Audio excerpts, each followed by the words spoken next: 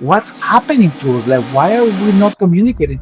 It's all about business and getting ahead, but what about the social part? There's so much in this, solving this issue related to social isolation and loneliness, that is relevant today. There's a lot because of technological advances. Actually, older adults can benefit, but other generations, it's actually been exacerbating loneliness and social isolation, making some things worse. Okay, so how did you get into this whole concept? Now, more than ever, we have to be intentional. How did university even realize that you were doing this type of thing?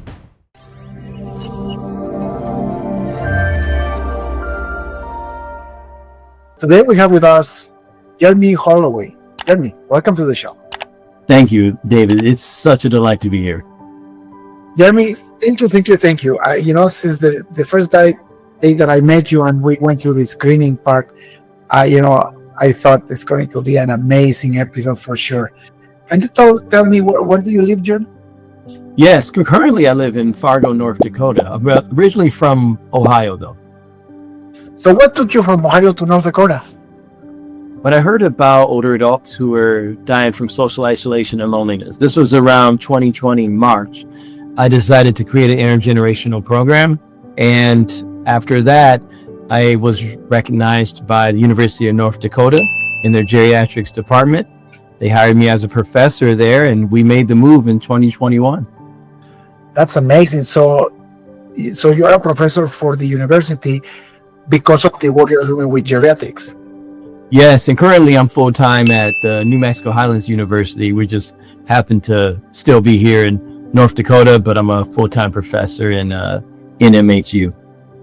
That's beautiful. Okay, so how did you get into this whole concept? I mean, where were you? Like, what was your career back in Ohio?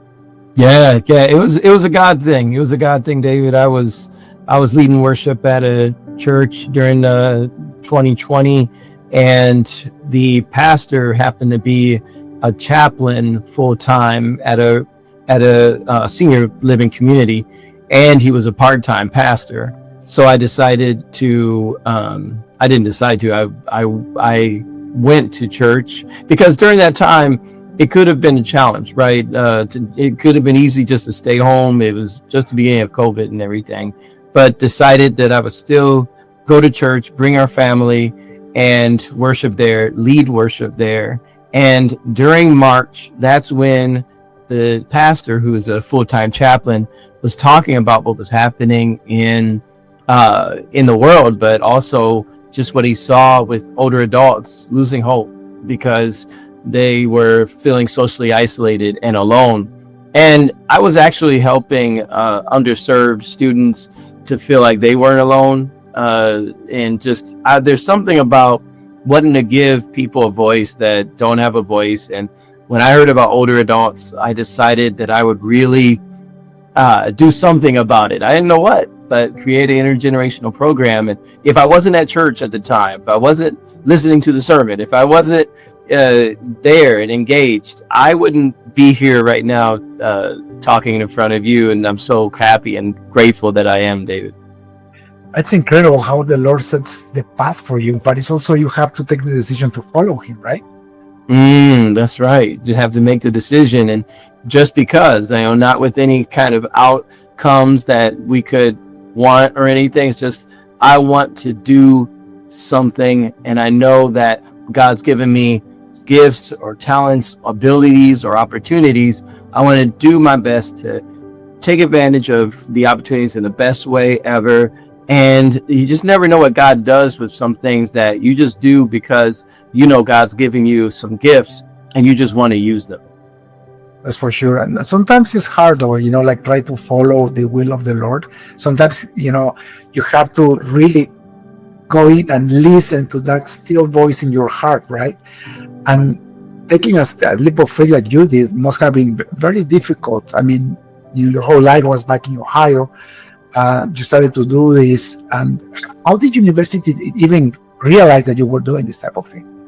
Yeah, I was applying for different professor positions, and when I saw geriatrics, I said, "Oh, that's interesting," and really applied. And then after I applied, quickly the interview went to the intergenerational program that I started and things that I was doing there. And it was because of that intergenerational program that really caught their attention and everything. And I'm so happy because there's so much in this solving this issue related to social isolation and loneliness that is relevant today. And there's a lot because of technological advances.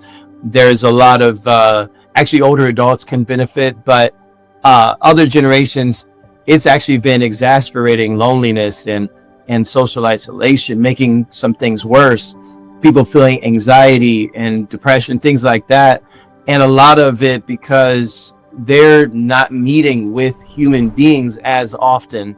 And we're meant to be connected. The scripture that God gave me is before we went to North Dakota is, I am the vine, you are the branches. Stay connected with me. And basically stay connected to the vine. But we're also supposed to be connected with the church. We're supposed to be connected with each other.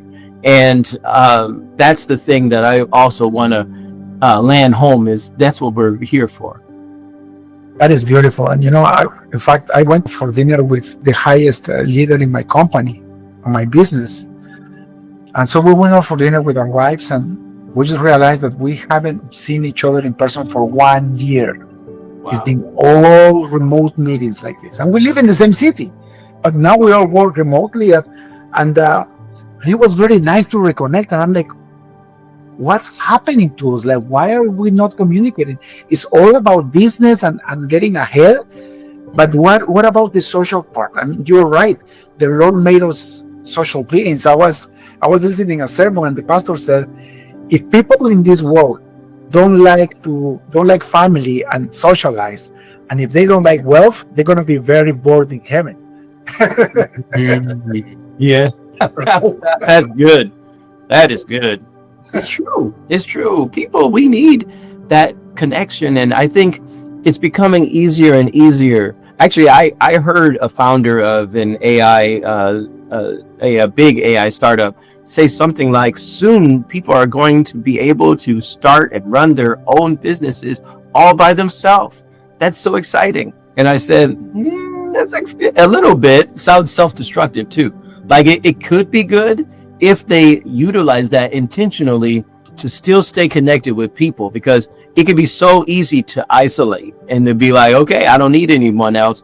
But people start to feel anxiety. They feel like something's missing, and that's the connection.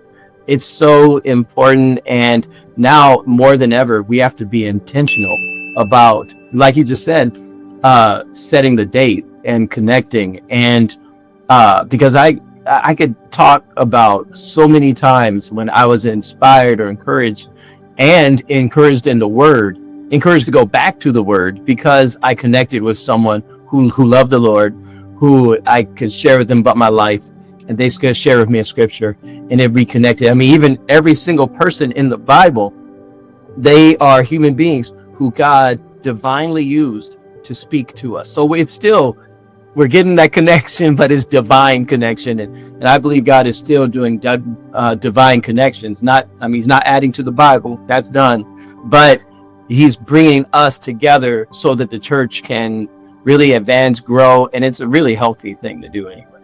For sure. Jeremy, so what's your program about? So you saw the elderly people, how they were isolated. How did you start helping them? Absolutely. It's an intergenerational program called Tellegacy, TELLEGACY.org. And folks can go to the website. They can go to the contact us and let us know. But what we do is we provide universities, senior centers, assisted living facilities to start the program just like they would start a Meals on Wheels program, right? They have all of the materials and everything to make the connection. And what happens is usually a student, but it could be a volunteer if it's at an area agency on aging, for example. Their volunteers meet with older adults.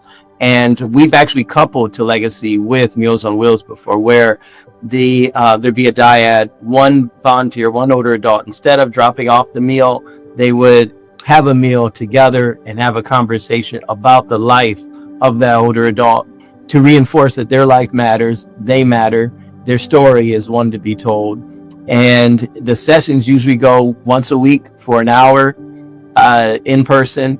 And then after about 8 weeks, there's enough content for a legacy book to be created. So we would create the book and give the book to the older adult as a gift. So that's what typically happens. The gift can be purchased also, like family members may want a book of their older adult relative, before they pass, they can have their legacy. That's why we call it Tellegacy. So that's what our program is. People can contact me as well, jeremyholloway.com. That is a beautiful idea. So you're actually providing social value to these amazing people, but they're also giving you their life history, and you're creating a book with it. How did you come up with this idea? This is amazing.